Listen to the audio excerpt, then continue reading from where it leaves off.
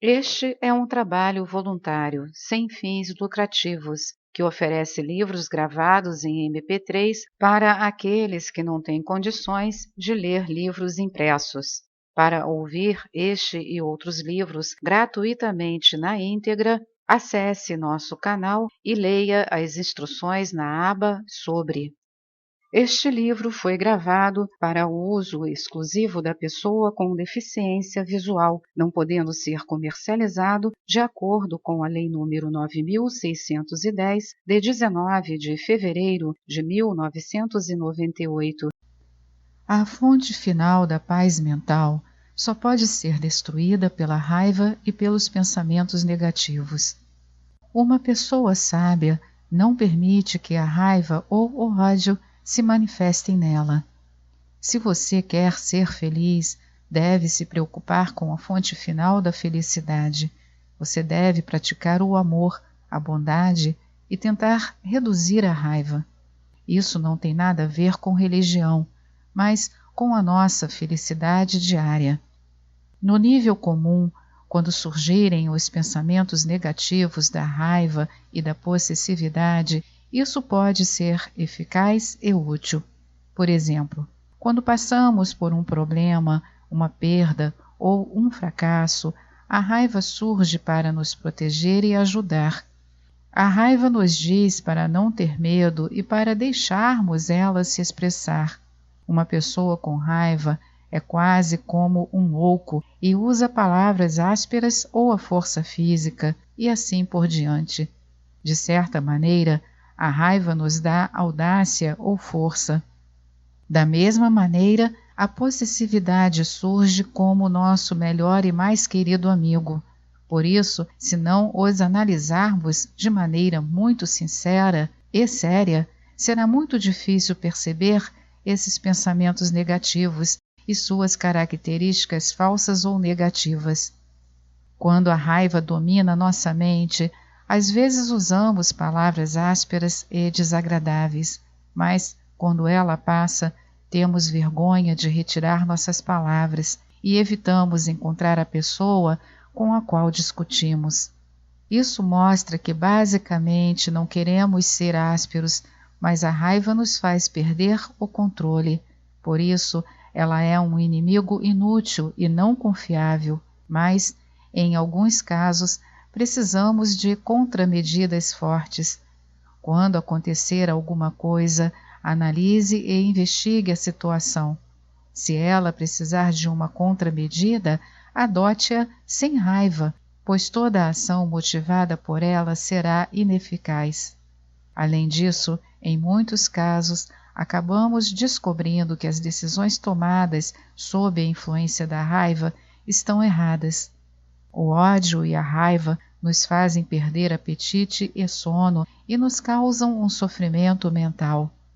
E, na verdade, o inimigo fica feliz ao nos ver deprimidos. Por outro lado, se permanecemos calmos e felizes, ele não tem nenhuma satisfação. Além do que, a raiva destrói o senso de julgamento que nos permite discernir entre as consequências de longo prazo e de curto prazo. Ter um inimigo é útil, porque isso nos dá a oportunidade de praticar a paciência e a tolerância. Essa prática é necessária para o desenvolvimento de uma compaixão e de um amor genuínos. Não podemos aprender a paciência e a tolerância com um guru ou um amigo. Elas só podem ser praticadas quando entramos em contato com alguém com quem trocamos experiências desagradáveis. De acordo com Shantideva, os inimigos são muito bons para nós porque nos ensinam muito e constroem nossa força interior. A prática do amor e da compaixão não é uma questão religiosa ou sagrada, mas sim de sobrevivência. Em termos de humanidade, a economia está passando por uma crise global e temos, claro, a questão da paz mundial. Em qualquer área, os fatores mais importantes são a compaixão e um bom coração. Agora, temos de fazer a distinção entre amor e compaixão. Em geral, As pessoas não têm paciência para o amor, porque ele vem misturado ou poluído pela possessividade.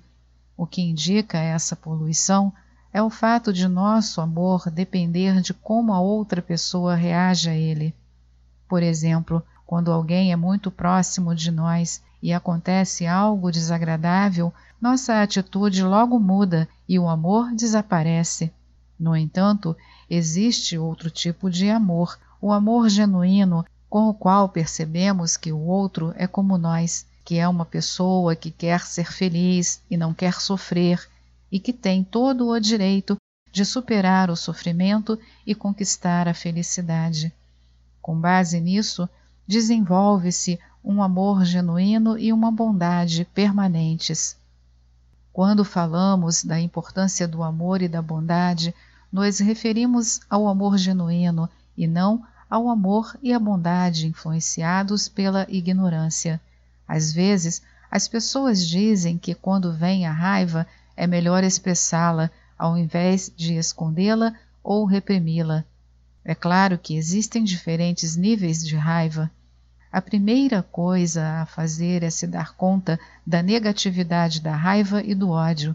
Quando estiver convencido disso, você naturalmente vai tentar se distanciar deles. No entanto, se a raiva é forte e difícil de superar, tente apenas esquecer seu objeto. Tome como exemplo minha própria prática e minha própria experiência. Eu sou de Ando, no nordeste do Tibete. As pessoas daquela região em geral são vistas como irascíveis. Quando era jovem, até que eu era assim. Com o passar dos tempos, eu pratiquei esses ensinamentos para controlar a mente. Minha raiva diminuiu muito. Em algumas ocasiões, quando a raiva ou a irritação aparecem, elas logo somem e dificilmente eu sinto ódio. Portanto, pela prática, alcançamos nosso desenvolvimento interior. A possibilidade da mudança existe, mas para isso, nós devemos mudar primeiro. Se nós não mudarmos, nada muda, e esperar que os outros mudem é irreal. Assim, a mente humana está sempre mudando, e se você fizer um esforço na direção certa, no final ocorrerá uma mudança mental, e você conquistará muita paz e felicidade sem nenhuma dor ou preço a pagar. A paz e a felicidade devem se desenvolver dentro de cada um. Como disse Buda, você é seu próprio mestre. O futuro de cada pessoa só depende dela mesma. Ninguém mais pode cuidar da sua vida futura e o presente repousa nos ombros de cada um. Pergunta: é possível se livrar por completo da presença do ego negativo ou isso é só um mito? Como os defeitos e as falhas não são características inerentes da mente, essas falhas podem ser eliminadas. Pergunta: se removermos corpo e mente, aparecerá a consciência silenciosa. Essa consciência é a mesma para todos os seres conscientes. Esta é a essência da percepção da nossa identidade. Por favor, pode comentar a respeito? Em geral, a continuidade da mente permanece. Por isso, não é possível eliminar a mente e o corpo e ainda obter a auto-identidade. Como mencionei anteriormente, de acordo com os ensinamentos Mahayana, até mesmo no estágio da iluminação, a sabedoria se manifesta no ser individual. Pergunta: por favor, explique o vazio de fenômenos finais como a morte e o karma. Quando falamos de vazio, independentemente de qualquer fenômeno, estamos nos referindo à falta da existência inerente desse fenômeno em particular. A ação, ou seja, o karma, e a morte também são fenômenos, mas não são verdades finais. A natureza final delas é o sunyata. É importante conhecer a morte e o karma. O karma é uma ação com motivação. Nele estão envolvidas uma certa ação mental, mas também física. Uma ação está destinada a ter um resultado. No budismo, karma também significa ação, mas você tem as consequências a longo prazo e a curto prazo. Por exemplo, podemos dizer que existe uma motivação negativa por trás da ação da raiva. Essa motivação vem acompanhada de uma espécie de ação física grosseira, e a ação mental negativa cria uma atmosfera negativa e desagradável. Esta é a consequência a curto prazo, e durante aquele momento a ação deixa sua impressão na consciência. Essa impressão é deixada no eu e é perpetuada pela continuidade da mente ou do eu, e começamos a sentir seus efeitos quando ela encontra as condições externas. Quando falamos de morte, estamos nos referindo à absorção das mentes profundas. Podemos encontrar uma explicação melhor nos 8 estágios da absorção. Na verdade, este é um assunto especial a ser estudado. Pergunta: a raiva é uma verdade. Ela deve coexistir com a felicidade. Sendo assim, por que devemos controlá-la? Se você fizer essa pergunta a um médico, ele lhe dirá que podemos viver sem raiva. Você gozará de mais prazer e felicidade se tentar minimizá-la. Sendo assim, a questão é saber se a raiva pode ser reduzida ou não. Pergunta: não entendo como o apego às pessoas pode causar sofrimento, porque ele me dá força, ainda mais quando algo me perturba. O apego como causa do sofrimento está relacionado com a terceira categoria de sofrimento, o sofrimento difuso composicional. A raiva está diretamente ligada a ele porque nos traz a primeira categoria do sofrimento, enquanto ele nos traz a segunda e a terceira. Este nosso corpo existe por causa do apego.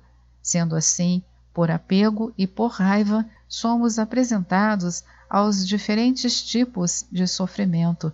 Por isso, o apego é a base da raiva. Pergunta: por favor, nos explique uma técnica simples para reduzir a raiva. Examinar de maneira mais analítica os defeitos reais da raiva ajuda. A raiva destrói a paz mental e cria mais problemas. Se você observar a história mundial, verá que toda a destruição, todas as desgraças e sofrimentos da humanidade foram causados pelo ódio e pela raiva. E as histórias gloriosas sobre coisas boas sempre se desenvolveram em torno do altruísmo. Assim, podemos perceber que a raiva é uma coisa realmente inútil. Se aceitarmos a teoria do renascimento e do karma, de causa e efeito, poderemos usar outros métodos para reduzi-la. Os problemas familiares também são quase sempre criados pela raiva, portanto, você pode aprender com as experiências dos outros. Pergunta: quando o ambiente está poluído, é possível criar um estado de mente puro? Existe um relacionamento definido entre o ambiente externo e a mente. Com poluição, o cérebro não funciona bem, ficamos lerdos. Mas não é impossível ter uma mente pura, até mesmo em um ambiente poluído. Pergunta: o que é o vazio? O vazio é o vazio. Esta resposta não é fácil. Teríamos de nos aprofundar e entrar em detalhes. Precisamos de meses e anos para chegar a uma compreensão do vazio. Esta é mais uma edição do canal Livros Falados Voz Humana. Que o bem, o bom e o belo se multipliquem em benefício das criaturas.